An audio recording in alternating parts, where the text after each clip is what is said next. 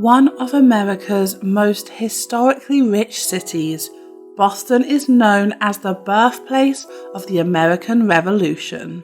Beyond the history, Boston also brings us baked beans, Fenway Park, and the Boston Marathon. But there are a few things that you need to know before you go. This is Katie from Creative Travel Guide, and today we are sharing the things to know before you go to Boston.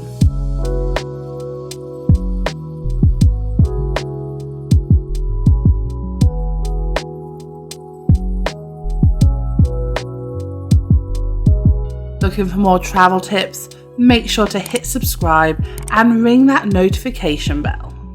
So firstly, let's look at the best time to visit Boston. The best time to visit the city is from June to October. The summer is warm and the fall brings gorgeous colours into the city parks. Although the summer holidays brings the tourists and more expensive hotel rates, there are plenty of lively bars, outdoor concerts, cute cafes, and exciting baseball games to attend. If you are looking to save some money on your visit though, you can visit in January and February, which will bring quieter and cheaper attractions, flights, and hotels.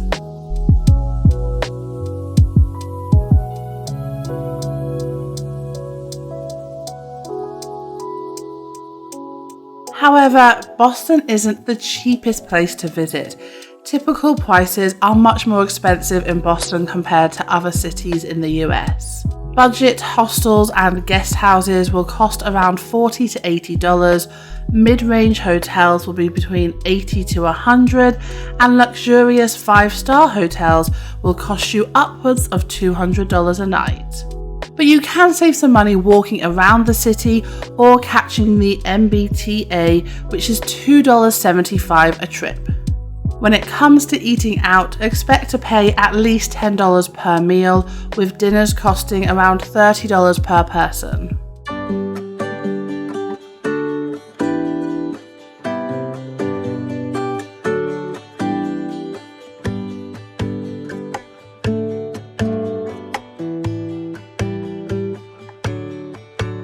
Of course, there are ways to save money in Boston as well. You can visit one of the many free attractions, such as the Castle Island, the Freedom Trail, and you can even take a free tour of the Harvard University. Make sure to check out the cityofboston.gov website and the bostononbudget.com website because they will list the concerts and museum exhibits that are available during your visit.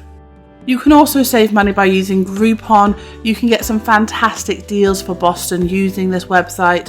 You can get half-price tickets for the Red Sox games, $20 meals for just $10, and even money off hotel stays. If you are looking for sport tickets or theatre tickets here, you can also check out StubHub.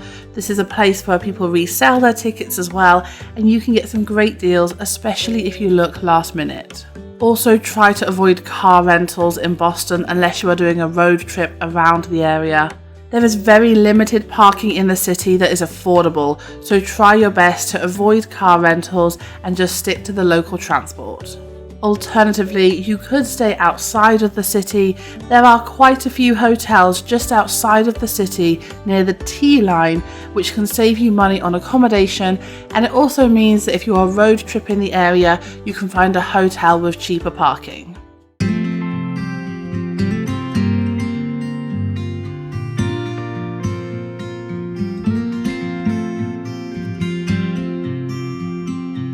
So now let's talk about how to get to Boston. Most people will fly into Boston using the Logan International Airport. It is the most convenient way of getting to Boston. From the airport, you can catch the Silver Line route SL1 bus to South Station via the waterfront, or you can catch a taxi or Uber for around $20 to downtown Boston. If you are visiting from New York, Washington DC, Philadelphia, Baltimore or Portland, you can catch the Amtrak to Boston itself, with trains arriving and departing from South Station, Back Bay Station and North Station.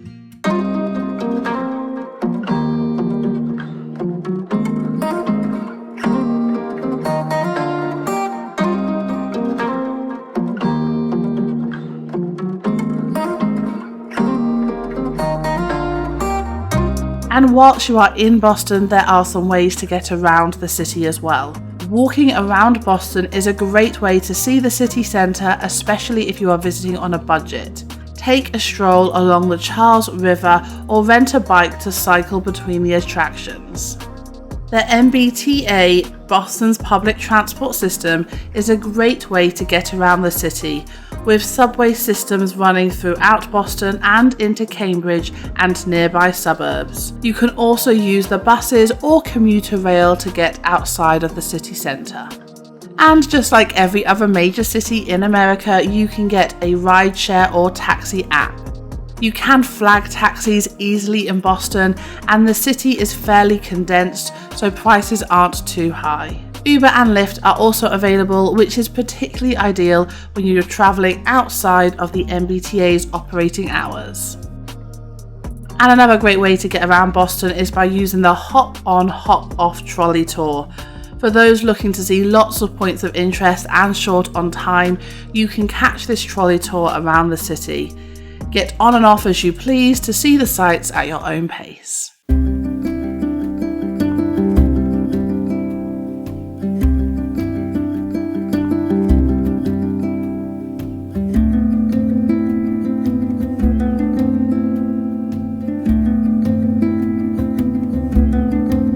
And my favourite part, the best things to do in Boston. So of course, if you are visiting Boston, you have to visit the Freedom Trail. But whilst you're in the city, make sure to find some time to see a game at Fenway Park, visit the Museum of Fine Arts, and those visiting with families will love the New England Aquarium. If you enjoy having a drink, make sure to head to one of the many breweries in the city and also try some of the lobster rolls.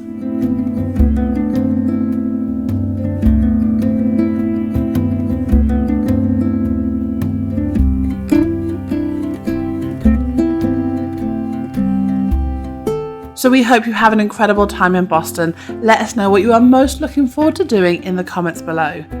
Thank you so much for watching. If you liked the video, please make sure you give us a thumbs up and hit subscribe. Stay safe, take care, and until next time, stay creative.